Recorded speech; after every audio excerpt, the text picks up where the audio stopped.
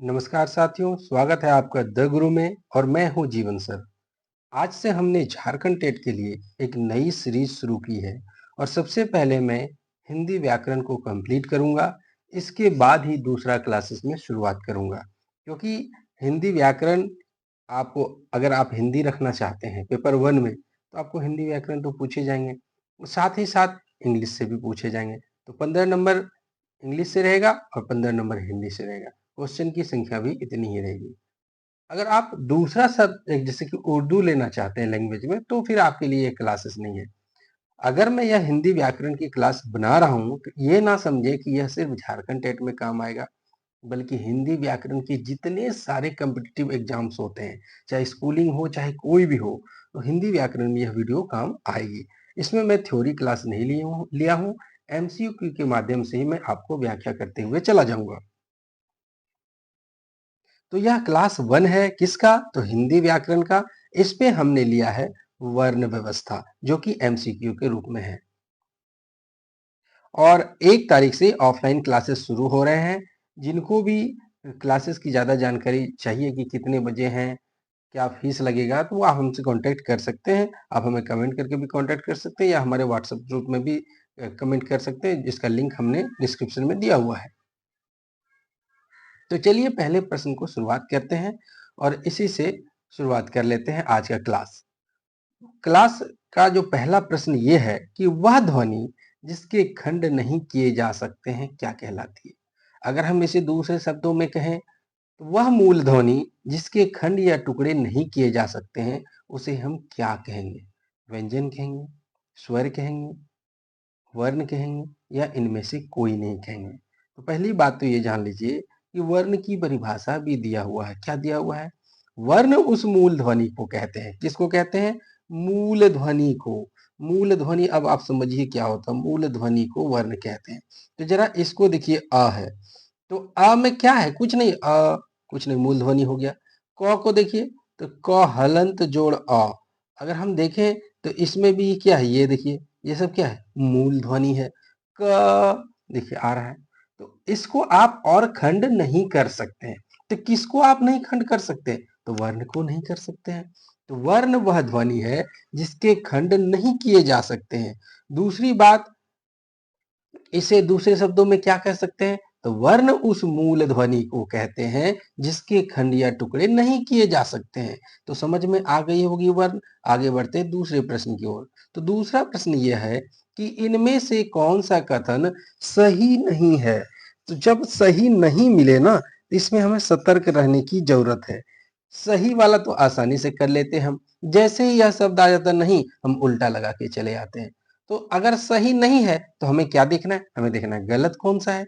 तो देखते हैं कि ई मूल स्वर है। तो सबसे पहले हम जानेंगे कि मूल स्वर होता क्या है कि नहीं? तो स्वर जो होते हैं वो 2 प्रकार के होते हैं। एक होता है मूल स्वर, दूसरा होता है, चलिए इसको हम तोड़ ही देते हैं ज्यादा डिटेल में। जब हम स्वर को उच्चारण के आधार पर देखते हैं, किस आधार पर देखते हैं? तो उच्चारण के आधार पर, ठीक है, समझे? जितने भी स्वर है किस आधार पर? तो उच्चारण के आधार पर हम देखेंगे तो 3 प्रकार से हो जाएंगे। पहला हो जाएगा हरस स्वर, और हरस स्वर को ही हम कहते हैं मूल स्वर। हरस स्वर को ही क्या कहते हैं? मूल स्वर कहते हैं, ठीक है। आगे बढ़ते हैं, यहाँ देखिए। और इसको क्या कहते हैं हम? तो इसको कहते हैं हम दीर्घ स्वर, और इसको क्या कहते हैं? पलुत स्वर। और आगे भी इस पर डिटेल में बताऊंगा हरस स्वर। तो एक बार थोड़ा सा और बता ही देता हूं आपको।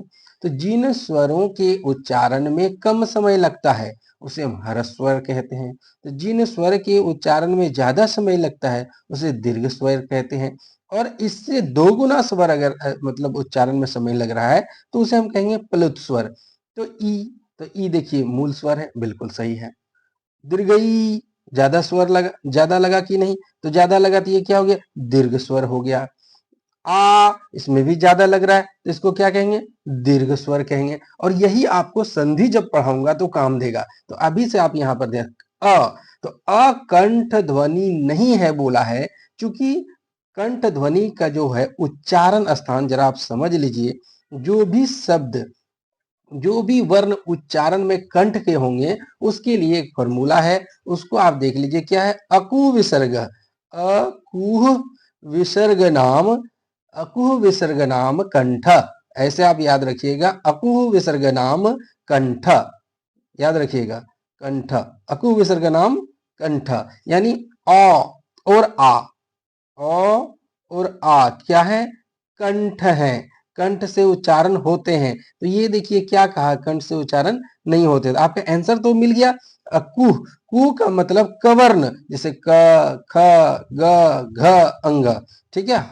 हा एक ले लीजिएगा, और विसर्ग, विसर्ग का मतलब अह होता है, विसर्ग का क्या मतलब होता है, अह होता है। आगे जानकारी दूंगा आज। ये सभी जो है वो कंठ से उच्चारित होने वाले हैं। तो यहां कह रहा है कि अ जो है कंठ से नहीं है, तो ये गलत हो गया। ई हरस स्वर है, और ये संयुक्त स्वर यानी दीर्घ स्वर, संयुक्त स्वर यानी क्या होता है, दीर्घ स्वर होता है, ठीक है। इसके बाद आ क्या है, दीर्घ स्वर है। और जब यही चीज आप वर्ण संधि में पढ़ेंगे तो स्वर संधि में भेद आपको आएंगे, दीर्घ स्वर, इसके बाद दीर्घ स्वर संधि हो जाएगा, वृद्धि हो जाएगा, गुण होगा, यन होगा, अयादि होगा। तो यहां से आप अगर समझ लेते हैं तो आगे चल के आपको आसानी होगा। चलिए तीसरे प्रश्न को लेते हैं। इसका आंसर तो हो गया, अकंठ ध्वनि है, लेकिन यहाँ कह रहा नहीं है, तो ये गलत हुआ। तीसरा है, हिंदी वर्णमाला में कुल कितने वर्ण हैं, यानी हिंदी वर्णमाला में वर्णों की संख्या कुल कितनी है। तो चलिए देख लेते हैं। तो अगर हम बात करते हैं हिंदी वर्णमाला में, तो क वर्ग हो गया, तो क, च, ट, त, प, हमने ये ले लिया। तो इनकी संख्या कितनी है, 5। ये भी कितने हो गए, 5। ये भी कितने हो गए, 5। और ये भी हो गए 5, ये भी हो गए 5। तो टोटल कितने हो गए हमारे, 25, याद रखिएगा।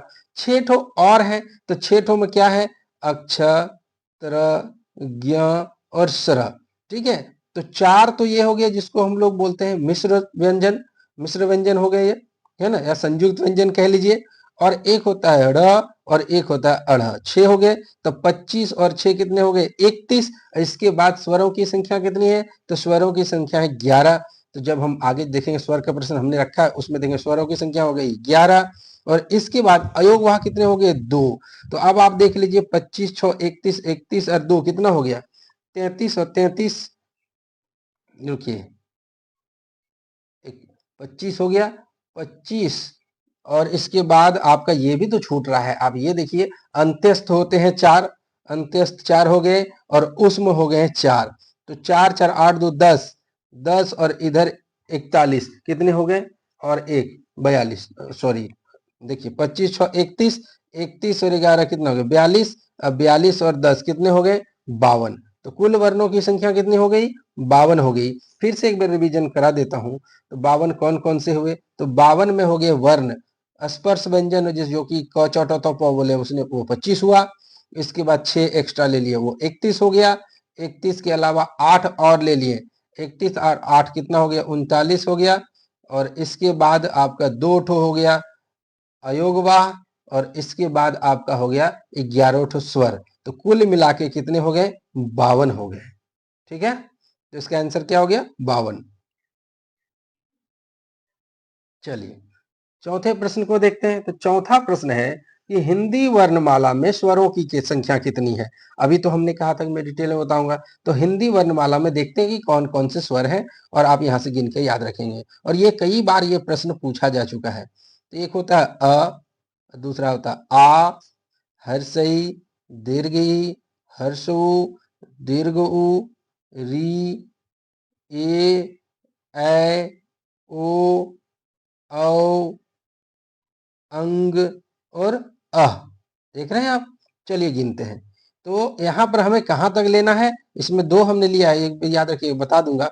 1 2 3 4 5 6 7 8 9 10 11, यहाँ तक आप लेंगे स्वर। इसको क्या कहेंगे हम, स्वर कहते हैं। और इन दोनों को कहते हैं अयोगवाह। क्या कहते हैं, अयोगवाह, ठीक है। इसको हम अयोगवाह कहते हैं। तो स्वरों की संख्या कितनी हो गई, तो 11 हो गई। स्वरों की संख्या कितनी हो गई, 11 हो गई। अ आ हर्षई दीर्घई हर्षऊ दीर्घऊ री, ए ऐ ओ औ, बस इतना ही, ठीक है। अब अगर हम बात करते हैं व्यंजनों की संख्या कितनी हो गई, तो व्यंजनों की संख्या को आप देख लीजिए कि क से हो गया आपका 5 ठो, च हो गया आपका 5 ठो, क च ट ये भी 5, त 5 और प वर्ग ये 5, ये क वर्ग च वर्ग ट वर्ग त वर्ग प वर्ग 25 हो गया यहाँ से 25, और 4 ठो हो गया आपका स्पर्श, 4 ठो हो गया अंतस्त्य, और 4 ठो हो गया आपका ऊष्म, 4 ठो स्पर्श और 4 ठो ऊष्म, ये हो गया 25 और 8 33। तो वर्णमाला में, हिंदी वर्णमाला में व्यंजनों की संख्या कितनी हो गई? 33 हो गई। अब आप कहेंगे कि 6 जो आपने बोला था वो क्या है? तो 6 को नहीं जोड़ा जाता है। अगर हम व्यंजन की बात करते हैं तो 33 लेंगे, 6 ठो अतिरिक्त है, तो उसमें क्या है? अक्षर, त्र, ज्ञ, स्र, ड़, अड़, ठीक है, उसको आप इसमें शामिल नहीं कर सकते व्यंजनों की संख्या में। छठे प्रश्न को देखिए, स्पर्श व्यंजनों की संख्या कितनी है? अब आपने देखा स्पर्श व्यंजनों की संख्या देख लीजिए, तो क, ख, ग, घ, अंग, च, छ, ज, झ, ञ, ट, ठ, ड, ढ, मूर्धन्य ये नहीं है, त, थ, द, ध, न, और प, फ, ब, भ, म। आप इसको याद रखिए, क च ट त प, ठीक है। ये जो 25 है ना, ये जो 25 आप देख रहे हैं, इसी को ही स्पर्श व्यंजन कहते हैं। स्पर्श व्यंजन कितने को कहते हैं? तो 25 को कहते हैं, क्योंकि जब इसका उच्चारण होता है ना, तो स्पर्श हो करके कहीं ना कहीं स्पर्श होता है, दांत, ओठ, कंत, तालु, मूर्धा, कहीं ना कहीं ये स्पर्श करके ही आवाज, ये ध्वनियां निकलती है, इसलिए हम इसको स्पर्श व्यंजन कहते हैं। तो स्पर्श व्यंजनों की संख्या कितनी हो गई? 25। कुल व्यंजनों की संख्या कितनी हो गई? तो 33। सातवां प्रश्न देखते हैं, स्पर्शी व्यंजनों को कितने वर्गों में विभाजित किया जाता है? यानी स्पर्श व्यंजन कितने वर्गों में बांटे गए हैं? एक तो है क वर्ग, एक च वर्ग, ट वर्ग, त वर्ग, प वर्ग। तो कितने वर्गों में बांटा गया है? तो 5 वर्गों में बांटा गया है ना। तो क वर्ग, च वर्ग, ट वर्ग, त वर्ग, प वर्ग, क च ट त प, आप ऐसे याद रख लीजिए। चलिए आगे देखते हैं।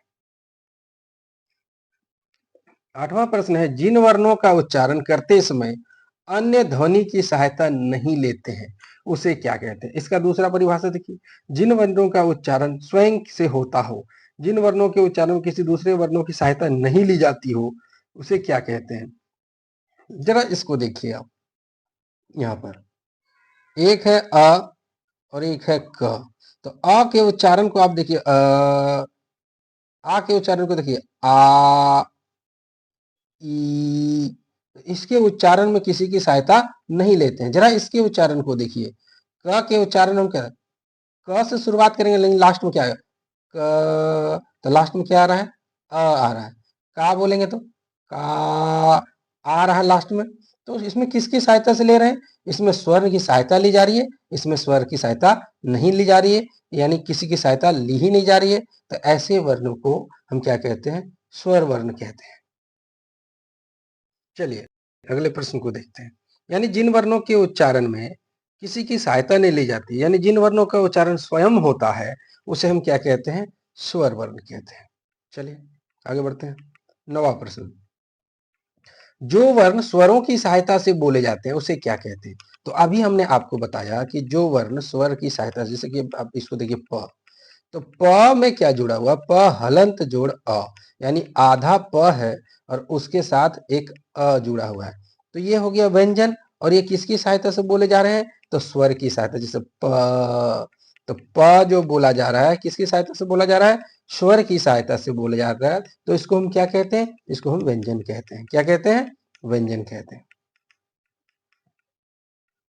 10वां प्रश्न है कि जो न तो स्वर है, यानी स्वर भी नहीं है और व्यंजन भी नहीं है, देख लीजिए, न इसे हम स्वर की कैटेगरी में रख सकते हैं, न इसे हम व्यंजन की कैटेगरी में रख सकते हैं। जरा ध्यान से देखिएगा, अ, आ, हर्षई दीर्घई हर्षऊ दीर्घो री ए ऐ ओ आओ, ठीक है, ये स्वर हो गए।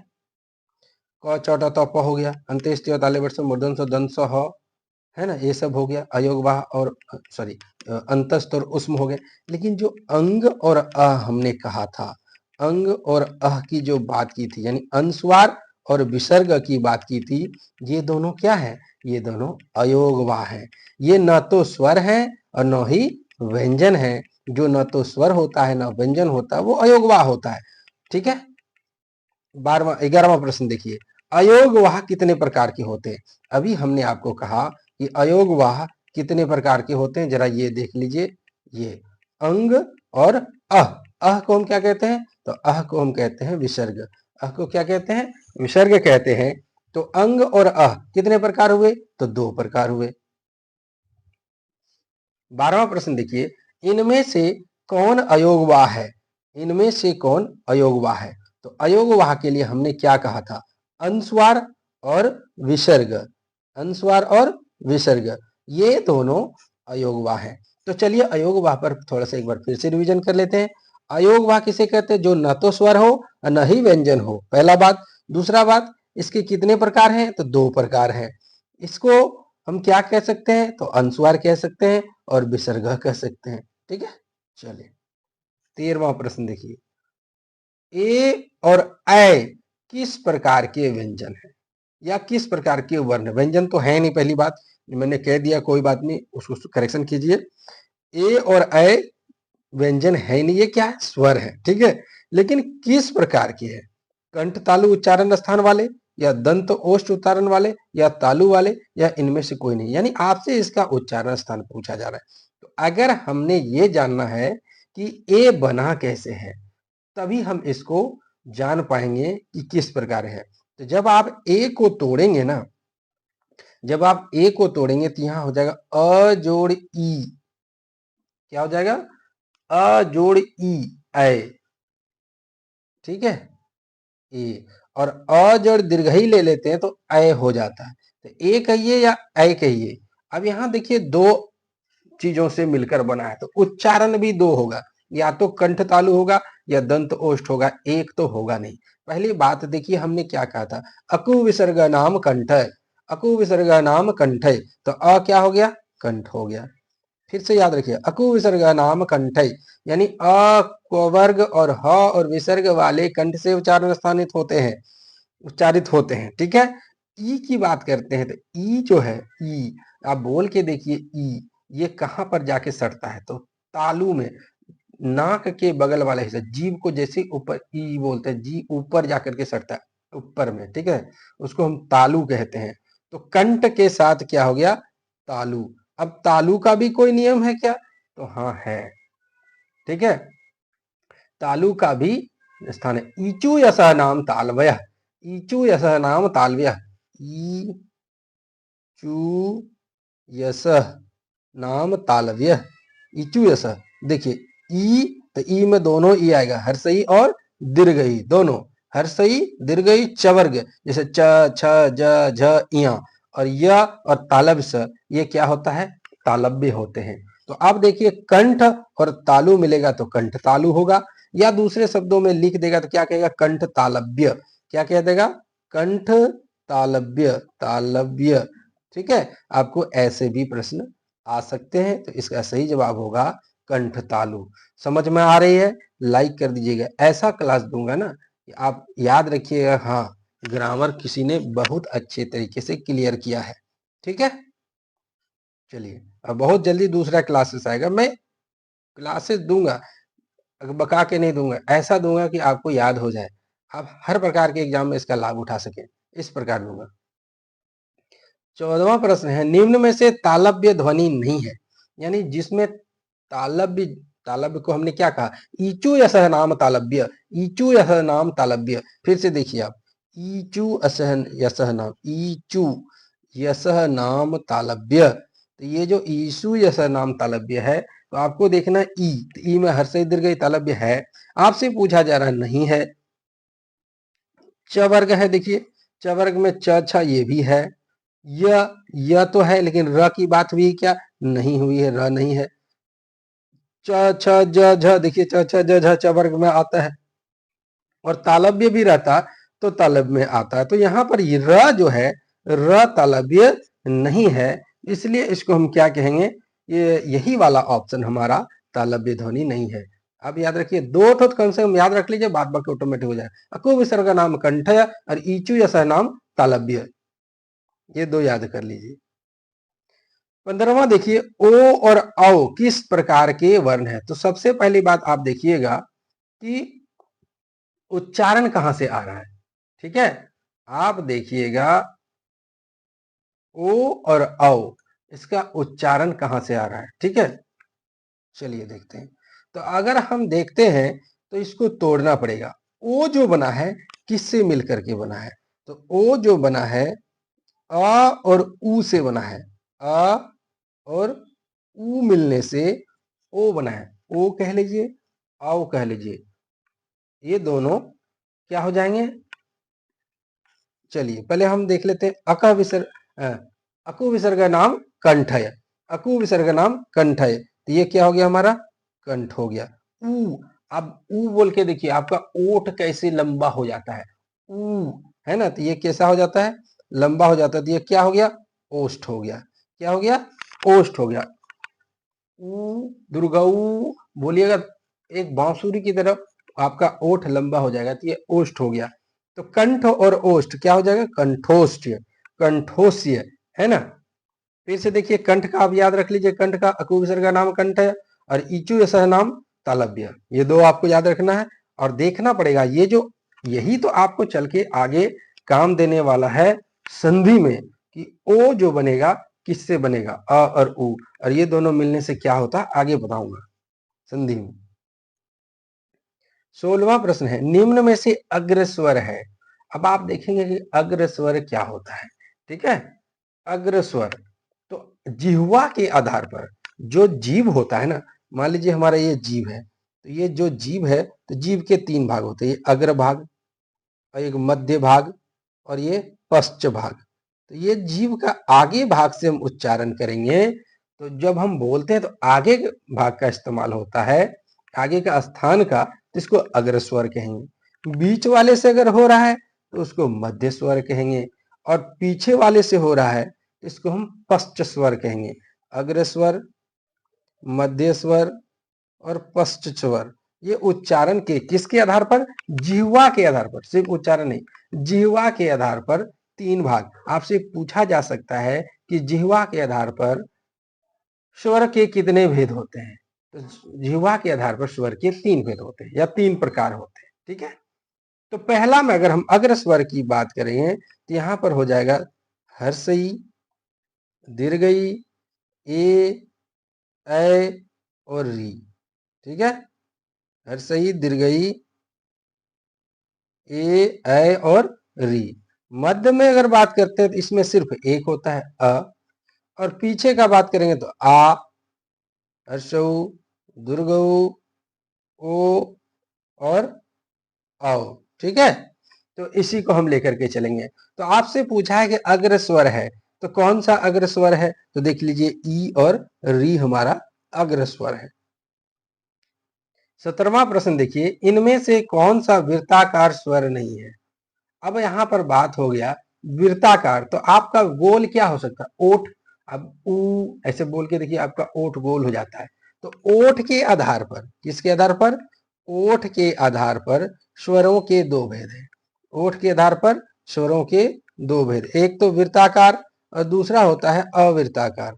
अवृत्ताकार, वृत्ताकार और अवृत्ताकार। ठीक है, ओठ के आधार पर, तो जिसको हम बोलेंगे ओठ गोल हो जाए उसको हम कहेंगे वृत्ताकार।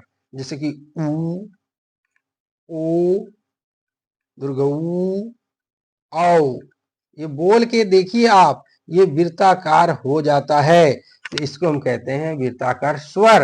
और जो बाद बाकी रह गया शेष, उसको हम क्या कहेंगे, अवृत्ताकार। उसको क्या कहेंगे, अवृत्ताकार। ठीक है, तो अब देखिए ऊ वृत्ताकार है, ओ वृत्ताकार है, दुर्गऊ वृत्ताकार है, तो यहां कह रहा वृत्ताकार नहीं है, तो अ जो है वही वृत्ताकार नहीं है, तो हमारा आंसर क्या हो जाएगा, अ। ठीक है, 18वां प्रश्न देखिए, जिह्वा के आधार पर स्वर के कितने भेद हैं। तो अभी हमने आपको जिह्वा के आधार पर तीन भेद बताए थे। आगे का भाग इस्तेमाल होगा तो अग्र स्वर, है ना, जिह्वा के आधार पर अग्र स्वर, मध्य स्वर और पश्च स्वर। अग्र स्वर, मध्य स्वर और पश्च स्वर। ठीक है, तो जिह्वा के आधार पर कितने भेद? 3 भेद। 19वां प्रश्न देखिए, निम्न में से कौन सा सुमेलित नहीं है? यहाँ पर आपको थोड़ा सा ध्यान रखने की जरूरत है। मिलान करने वाला में बच्चे को फंसा लेता है, तो आप घबराए नहीं, हमें ना तो घबराने की जरूरत नहीं है। चलिए हम दिखाते हैं। आप देख लीजिए, अ का आया तो अकु विसर्ग नाम कंठ है ना। अकु विसर्ग नाम कंठ, तो अकु विसर्ग नाम कहाँ आना चाहिए? कंठ में आना चाहिए। तो क्या ये सुमेलित है? तो पहले वाला तो आंसर सुमेलित नहीं है। अकु क वर्ण, तो क वर्ण कंठ से होता है, बिल्कुल सही है। य व अंतस्थ, य र ल व, ये क्या है? अंतस्थ है, बिल्कुल सही है। प फ, उच्चारण करके देख लीजिए, इसका उच्चारण स्थान क्या है? ओठ है। प, ओठ आपका सटेगा दोनों। फ, आपका ओठ सटेगा, तो ये ओष्ठ हो गया। ठीक है, तो हमारा कौन सा पूछ रहा सुमेलित नहीं है? तो पहला वाला ही तो सुमेलित नहीं है। 20वां प्रश्न है, घोष और अघोष। घोष और अघोष से भी प्रश्न आते हैं। तो सबसे पहले देखिए कि कंपन के आधार पर, ठीक है, अगर यदि आप बोल रहे हैं और कंपन ज्यादा हो रहा है तो उसको घोष कहेंगे, और घोष को सघोष भी कहा जाता है। और अघोष में क्या होता है? कंपन रहित होता है, उसमें कंपन नहीं होते हैं। जैसे कि किसी भी वर्णमाला का, जैसे कि वर्ण जो होते हैं ना, व्यंजन, तो उसका अगर हम देखें, और वर्णमाला को भी हम देख लेते हैं, ठीक है, पूरे वर्णमाला को ही देख लेते हैं, बाद बाकी भी क्लियर ही हो जाएगा। तो इसे हम 2 वर्गों में बांट सकते हैं। एक तो हम बांट सकते हैं उसको अघोष में, और दूसरे को बांट सकते हैं सघोष, यानी ये। ठीक है, तो पहला और दूसरा, जैसे क और ख, और पहला और दूसरा आपका अघोष हो जाएगा, और ग घ अंग। न सिर्फ क वर्ग का, च वर्ग का, ट वर्ग का, त वर्ग का, प वर्ग का, सबका, इसके अलावे तालब स, मूर्धन स, दंत स, ये आपका अघोष में आएगा। और इस साइड में आएगा अंत्येष्टि र ल व, और एक तो दुभेदुआ भाग गया यहाँ से, विभीषण ह इधर जाकर के घुस गया। ठीक है, इसके बाद सारे स्वर, जितने भी स्वर है, कितने स्वर है? 11 स्वर हैं, सारे के सारे सघोष में आएंगे। फिर से देखिए, पहला और दूसरा अघोष होता है, तीसरा, चौथा और पांचवा घोष होता है। ठीक है, तो पहला दूसरा अघोष, तीसरा चौथा पांचवा सघोष। इसके बाद अंशेष य र ल व, ये सारे सघोष में आते हैं। अ आ हर्षई दीर्घई री ए ऐ ओ औ हर्षऊ दीर्घऊ, ये आपका सघोष में आता है। क ख छ छ ट ठ त थ प फ तालव्य स, मूर्धन स, दंत स, ये आपका अघोष में आता है। अब देखते हैं प्रश्न में, कह रहा अघोष कौन सा है? तो क और ख अघोष मिल गया हमारा। ब भ, तो प, देखिए ब भ को देख लेते हैं थोड़ा ऑप्शन में। क ख हो गया, ठीक है। ब भ, इसके प, ये देखिए नहीं आएगा, तो यहाँ पर क्या आना चाहिए? तो यहाँ पर आना चाहिए क ख के साथ, यहाँ पर च छ होगा, ट ठ हो गया, त थ हो गया, प फ हो गया, है ना। और इसके अलावे क्या हो गया? तालब स, मूर्धन स, दंत स। ठीक है, तो इसमें देख लीजिए, ये आपका अघोष हो गया। ठीक है, ब भ किधर आएगा? तो त प फ ब भ और म, ये आपका इस साइड में आ गया, तो ये नहीं हो गया। ग घ, यहाँ ग घ अंग, ये किस में आ गया? ये घोष में आ जाएगा, तो ये भी नहीं है। तो हमारा आंसर क्या हो गया? पहला। चलिए 21वां प्रश्न देखिए, निम्न में से घोष वर्ण है। तो अभी अघोष पर देखा आपने, घोष का भी एक लीजिए। तो घोष में क्या होगा? पहला, दूसरा आपका अघोष हो गया, तीसरा और पांचवा, ये आपका घोष है और ये अघोष है। ठीक है, ये हो गया घोष, अघोष, और ये घोष है। ठीक है, पहले अघोष तब जाके घोष। ये अब आपको देखना कि कौन उस साइड में आ रहा है, तभी तो घोष मिलेगा। क ख आपका अघोष हो गया, च छ अघोष हो गया, प प अघोष है, स भी अघोष है। याद कीजिए, प वर्ग हो गया, तालब स, मूर्धन स और दंत स किस में आता था? अघोष में। तो ये भी अघोष है, ये भी अघोष है। द और ध इस साइड आएगा। देखिए, देखते हैं इसको, ठीक है। चलिए देखिए, त थ द ध न, ये आपका हो गया अघोष और ये दोनों हो गया आपका घोष, ठीक है। ये क्या हो गया? घोष हो गया। हमारा आंसर क्या हो गया? डी। 22वां प्रश्न देखिए, इनमें से अल्प प्राण कौन सा है? देखो, अल्प प्राण होता क्या है? जिस वर्ण को उच्चारित करने में कम समय लगता है उसको अल्प प्राण कहते हैं, और जिस वर्ण को उच्चारित करने में ज्यादा समय लगता है उसको महाप्राण कहते हैं, ठीक है। अल्प प्राण और महाप्राण, तो आपको बस यही दो में कंफ्यूजन होगा। एक तो आपको याद रखना अल्प प्राण, अल्प अल्प प्राण, ठीक है, और महाप्राण, ठीक है। दो याद रखिएगा, अल्प प्राण महाप्राण। तो पहला, तीसरा और पांचवा वर्ण अल्प प्राण होता है। चलिए इसको क्लियर ही कर देते हैं, आप कंफ्यूज कर जाइए, है ना।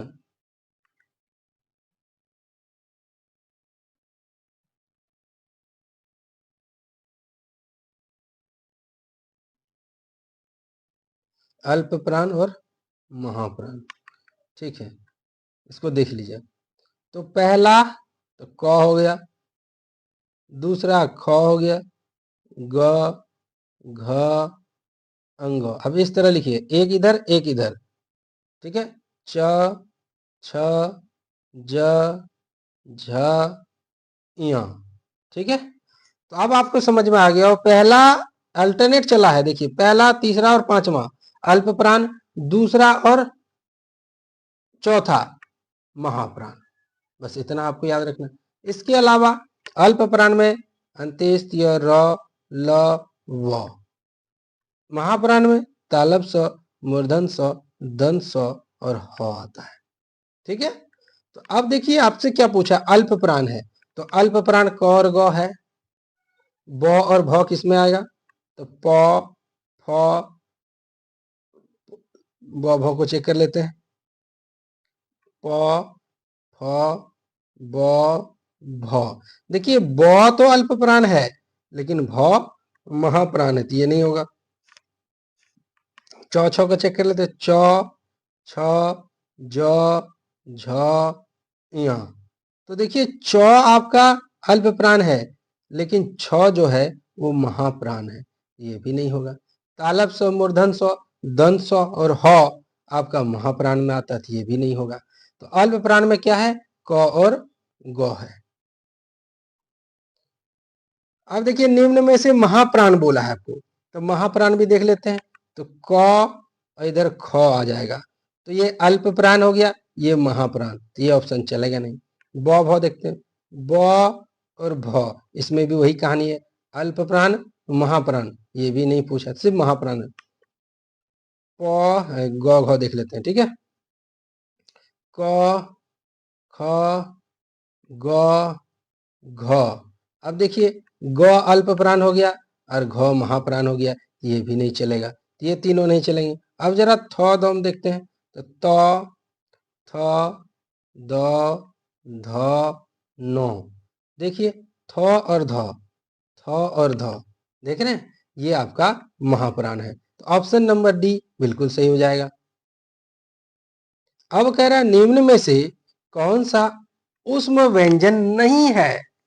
ऊष्म व्यंजन, अब सबसे पहले जानेंगे ऊष्म व्यंजन क्या होता है। जो वर्ण या जिन वर्णों के उच्चारण में मुख से विशेष प्रकार की वायु निकलती है, तालव्य स, मूर्धन स, दंत स, ह, विशेष प्रकार की जो वायु निकलती है उसको हम कहते हैं ऊष्म व्यंजन। ऊष्म व्यंजन के उच्चारण में विशेष वायु निकलती है, मुख से क्या निकलती है? विशेष वायु निकलती है, इसलिए इसको हम कहते हैं ऊष्म। लेकिन इसमें कह रहा है ऊष्म नहीं है, नहीं पूछा है, देख रहे हैं ना। तो चलिए देखते हैं कौन कौन नहीं है। तो तालब स, मूर्धन स, दंत स और ह है, ये सब तो है। तो तालब स है, मूर्धन स है, ह है, ब नहीं है। वो क्या है? स्पर्श व्यंजन है। वो क्या है? स्पर्श व्यंजन, जिसकी संख्या 25 है। ठीक है, इसका सही जवाब होगा ऑप्शन नंबर बी। 25वां प्रश्न देखिए, निम्न में से अंतस्थ व्यंजन है। अंतस्थ व्यंजन, तो अंतस्थ व्यंजन जिसमें उच्चारण करते समय संघर्षहीन निकला, कोई घर्षण नहीं होता है, ज्यादा कोई रुकावट होता ही नहीं है, इसको संघर्षहीन व्यंजन भी कहते हैं। जैसे कि अंत्येष्ट य, र, ल, व, आसानी से, अब देखिए य, र, ल, व कितना आसानी से निकल गया है ना, इसमें कोई रगड़ उत्पन्न नहीं हुआ, कोई गर्मी की बात नहीं हुई, तो नहीं तो उष्म हो जाता। ये क्या है? अंतस्थ है। तो अंतस्थ में कौन कौन है? य, र, ल और एक व भी होता है, तो ये सभी हैं। तो ये आपको 25 प्रश्न कैसे लगे, आप हमको कमेंट करके जरूर बताएंगे। ठीक है, तो ये 25 प्रश्न आपको कैसे लगे, आप हमको जरूर से बताइएगा। और इसी तरह की क्लासेस के लिए हमारे चैनल को सब्सक्राइब कर लीजिए। अगर आपने लाइक नहीं किया तो आज हमने एक अच्छी क्लास लाई, हमेशा की तरह लाइए, और आपको और भी इसका पार्ट 2 चाहिए तो आप हमें ज़रूर कमेंट कर सकते हैं।